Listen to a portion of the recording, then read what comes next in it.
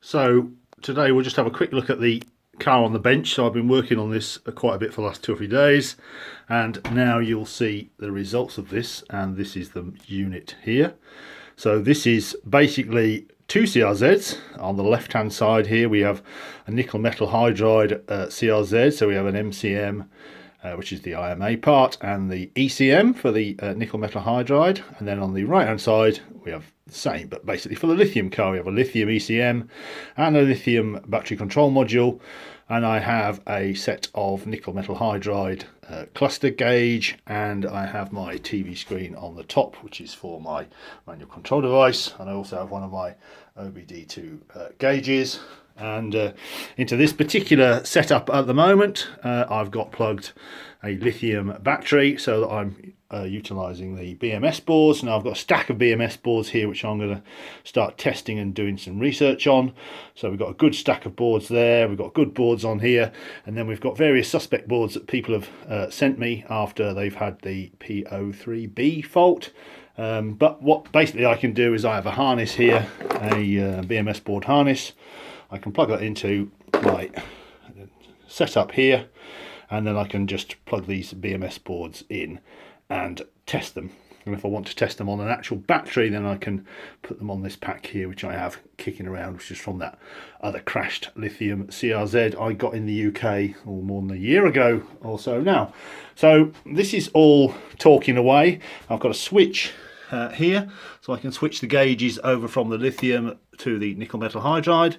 You'll notice that the nickel metal hydride has got no state of charge. If I flick it over to the lithium side, then it has actually got some state of charge there because it's connected to a proper battery, and the state of charge works off the battery voltage for the lithium rather than the current counting and other stuff that the nickel metal hydride has to do after it's been reset.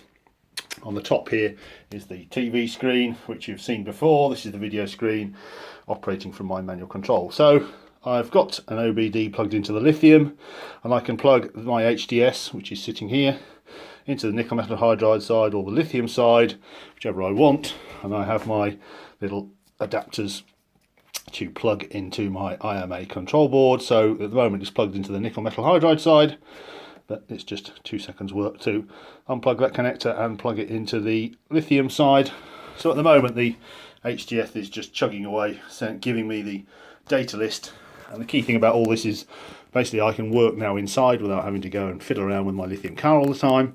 I've got a choice of nickel metal hydride or lithium. If I find a problem with the nickel metal hydride manual control or the OBD, or just a generic problem that wants investigating, I can use the nickel metal hydride side. If I want the lithium side, I can do the lithium side, and obviously I can talk to this with the HDS. So it's quite a nice neat setup. I'm quite pleased with that.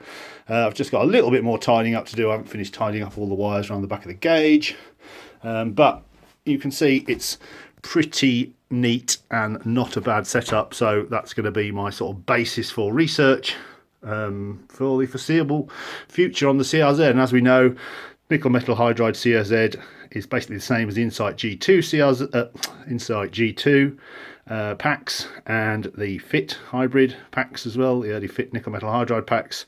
As we now know, of course, we can put a nickel metal hydride pack into a lithium CRZ, and with the right little fooling gadget we can also get rid of the IMA light, so it is possible to run a lithium car with a nickel metal hydride battery pack. And as we also know, it's possible to put a lithium pack into a nickel metal hydride car.